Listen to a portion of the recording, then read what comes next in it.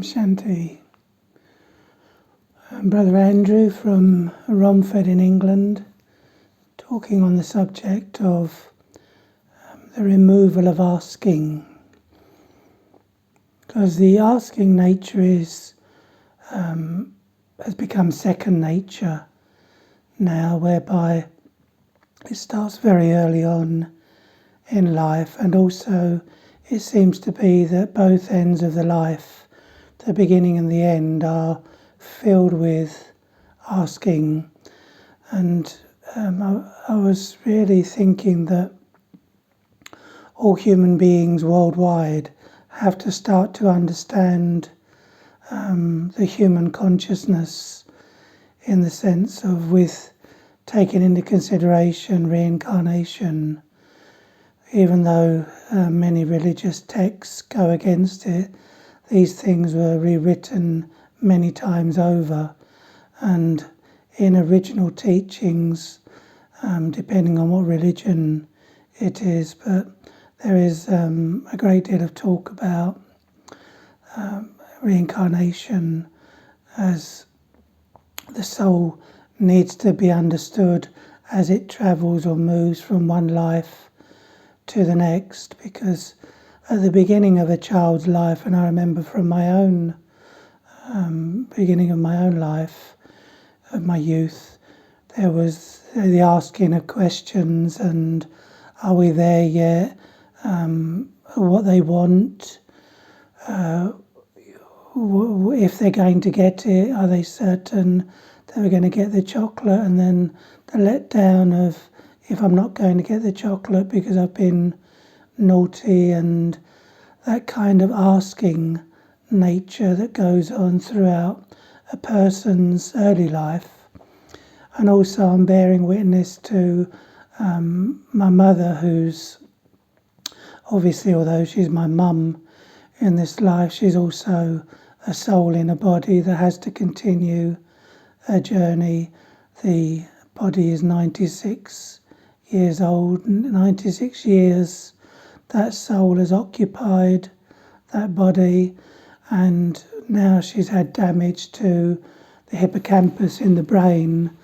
This part of the reasoning, it just isn't there now, and all the questions that were being asked throughout her life, this habitual asking nature, is now causing trauma for her, because she can get fixated on asking for something. This morning it was that she wanted her own cup, and then when she gets her own cup for her tea, then it's her own bed and her own home and her tissues, and asking one thing after another, almost like incessantly. Where's her slippers? Where's her other shoe? And if she doesn't have that, she goes into this kind of fixation, whereby it is as if she's going into some sort of trauma.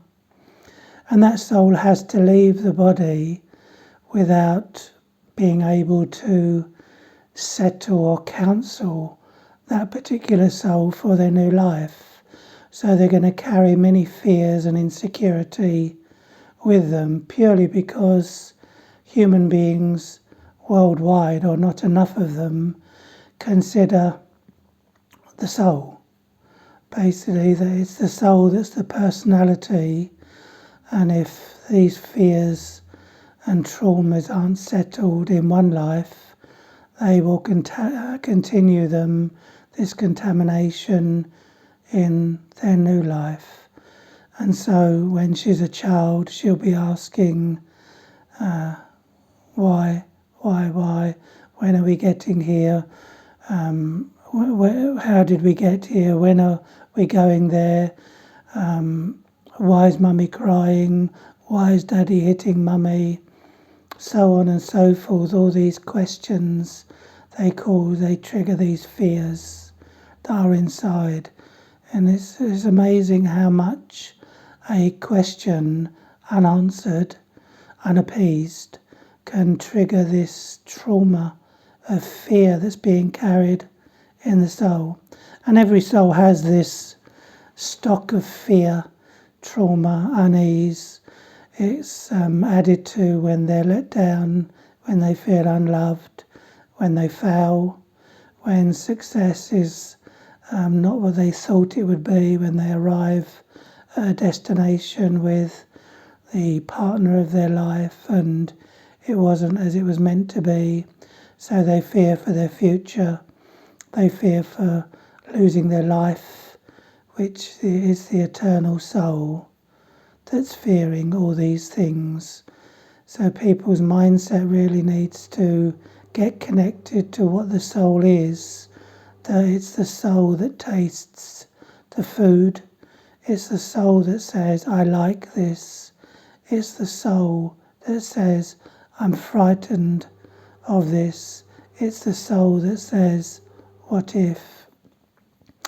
And even though they're in a small body of a child or an old body of an elderly person, those fears are obviously right from the beginning through the middle to the end, not being counselled, not being spiritually dealt with. And so, in my Lokik, my worldly mothers, we say Lokik, worldly mother, because we have a worldly mother and a non-worldly mother. The non-worldly mother is the Supreme Soul, God, and the worldly mother is the Lokik, the one that's connected to the body in this birth. And then in the next life, the person will most likely change the gender when the quickening takes place, or when 12 to 15 weeks has elapsed. Then there's movement of the body, and that means the soul has just entered the body and it's brought all its asking nature with it.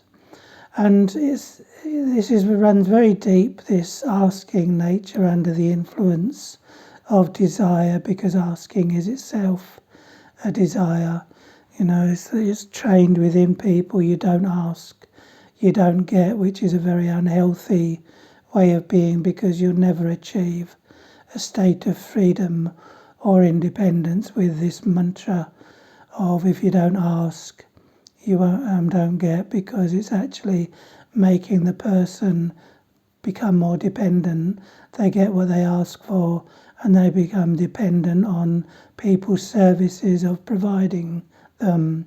So it's not the actual vibrations, atmosphere, power in the self that's making things come their way. It's according to whether it's their good karma or not.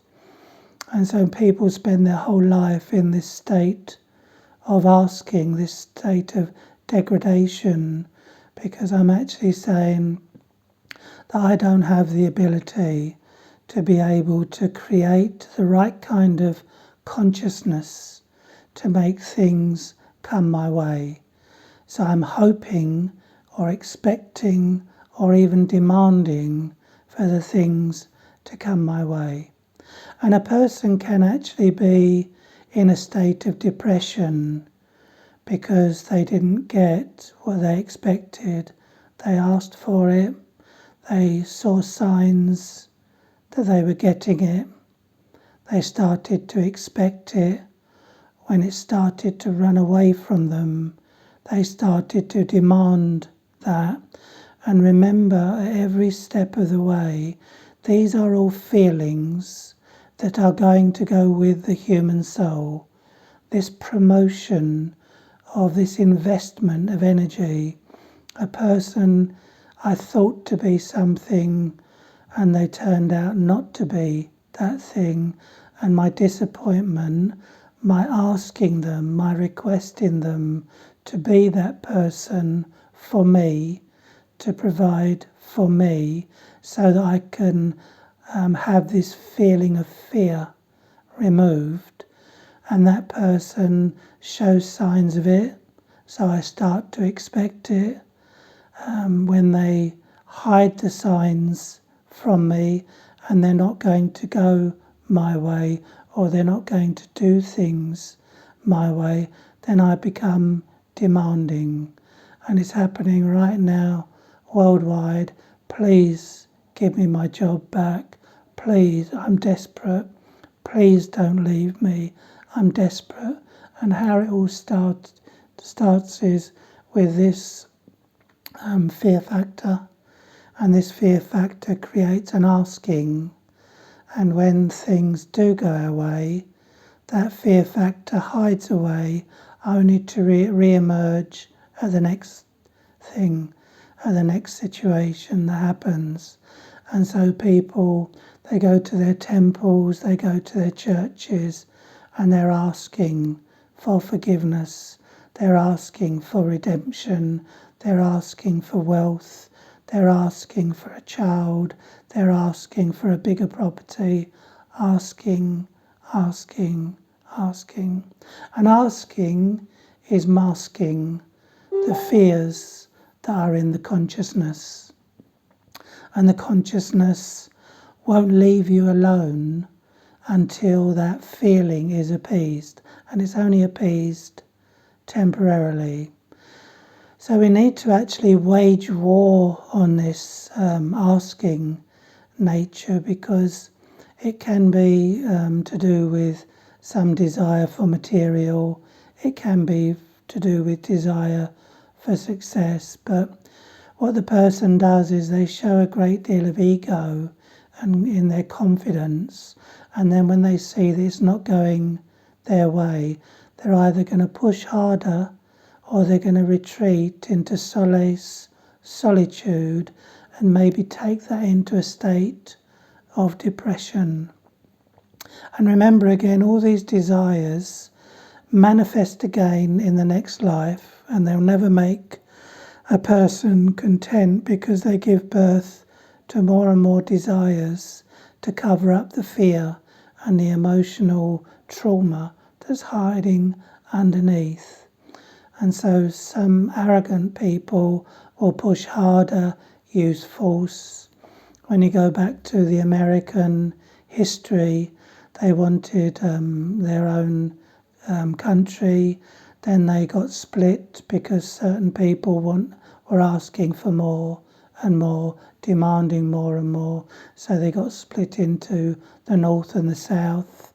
And then that's when the Red Indians got taken out of their place of residence and put in on reservations, purely because mankind's asking, demanding, fighting for his ego to be heard, fighting for his rights, and not realizing that even if you get a north and south divide in a country and you could keep that divide, the northerners would start fighting with the northerners, or the southerners would start fighting with the southerners. If the northerners wiped out the southerners, or vice versa, then they would start to fight amongst themselves or push forward into other lands, because the desire for contentment of an external nature of asking, which can't be appeased. To hide my fears, to face my fears, I'll go and try and get more and defeat more and become more victorious of an external nature. And even if those people were all of the same kind of nature that ruled the world, they would be looking over their shoulder, because that's their habit, what we call a sanskar, carried in the soul, and it's still suppressing fear. So therefore the fear must make the event happen for the fear, which is the negative, to be realized. Because everyone has to go into this state of depression to actually come out of it.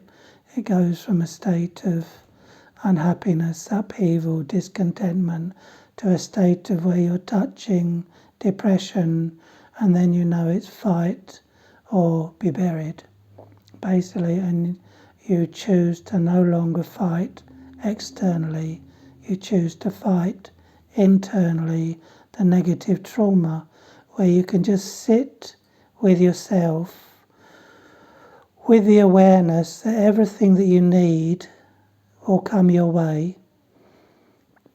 So you're having the faith in yourself as a being that's always been served by nature, by matter. And even if this body was to disappear, I would take this confidence in my contentment, this stability with me, so that I'm not taking trauma into my next incarnation in another body. Lots of people have lost their lives in earthquakes. The souls that survived the earthquakes could be counselled, but the ones that left their bodies through earthquakes, maybe suicide, have actually killed their body, and they still come back to those same fears in their next life. They haven't been counselled, so there's a good chance when you see someone that's killing their body, it may not be for the first time they've done that, because they may have done it in their past life as well. So this is the story of the soul. The story of the body is different. That changes birth after birth.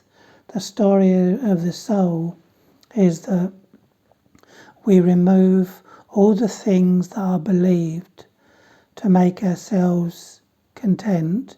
Watch them disappear beneath you, because you're here in the centre of the forehead. Watch them disappear. The bodily relationships have only the confidence in the eternal, not the limited. They're also eternal souls leaving the bodies. The bodies have a shelf life. They're perishable. They must go back into the ground and practice being content that nature will serve you, the food for the body will come your way. Even if the life of the body goes away from you, you'll carry life with you from here to the centre of the new body that's ready waiting for you in the womb. So a different mummy, every birth a different daddy, every birth different brothers and sisters. These are all perishable things. Nothing of what you own is part of your identity, because you can't own anything on this world. So practice letting it all go. Be a trustee of it. You're looking after it. It's in your name for that particular period of time until the last second that it's meant to be, and then it's meant to go to someone else. It's their turn to have it. You've had your turn. When you take your new life, it will be to a mummy, it will be to a daddy, it will be to a different home. The I of the self mustn't connect with possessions of this world out of fear, which is what's happening because of the asking nature. Demanding and expectations are going out of control. So you're waging war on asking. If you need anything and you think to ask anyone for anything, ask yourself where that's coming from, and you'll find peacefulness behind the peacelessness of asking. So that thing is not the thing that you think you need, it's the feeling that you need when that object arrives. Say that again, that thing that you think you need, whatever commodity it is not what you need. What you need is the feeling that's already there behind the peacelessness of asking and not having, and resentment comes into it as well. Your asking nature is a second nature. It's taken shape from when we started to feel the fear of a false identity. So when our identity became of a material nature, of physical nature, It went from physical to material to almost like an obsession of having, asking, demanding. And if you think why relationships don't last that long these days and there's constant conflict, it's because the demands from both sides are too great and the person is still in need of their asking, their demands, their expectations being satisfied. So we're kicking out the asking nature and reintroducing the peace, the love and the harmony, the stability and the stillness that lies beneath the asking nature. Just because something comes along that I've been asking for and I get it, that doesn't mean to say that the fear of not having someone or something has been removed. It's still there, it's just being covered up, it's not being counselled, it's not being dealt with. And that's why governments worldwide, religions worldwide have to all start teaching reincarnation and the soul's rebirth as it takes all its fears and emotions with it. Just because they put to death all the serial killers on the whether it be the guillotine years ago or whether it be the electric chair, death row, even though those people have actually been removed from their roles, those people in the form of souls have rebirthed in children's bodies. So they're part of our new population. They need to be counselled before that habit of hurting and violence that can be seen so clearly in even a young child these days, how destructive many of the children are and how demanding they are, is because they're carrying those things with them. So the death row was not the end of their prison sentence. Their prison sentence is carried forward with them into the womb and trapped in a mind of resentment and neediness and asking and expecting and demanding. When a soul comes into its new body, she needs to be taught from school age, even younger by its parents, but from school age, that these are what you're carrying with yourself, and this is, you've got to teach more awareness of the self, so there's more confidence and more faith that things will come my way naturally. I don't have to run around trying to grab everything that I can get before someone else does. That's all the asking nature, which is the biggest criminal on the face of our planet. Human beings have become predators because whenever they move onto new land, they don't just live in that land, they consume it. So we'll do some meditation to finish off with. I hope this talk has been of some use. It will have become some use for someone, because otherwise it wouldn't have been done, because there's no coincidences. Everything's meant to happen, everything's meant to be. So there's someone out there that will take some benefit from it. I've got great confidence in that, and if nothing else, I got a great deal from it as well, because sharing is learning. There's no teachers, we're all just sharing what we know, and we're learning when we share.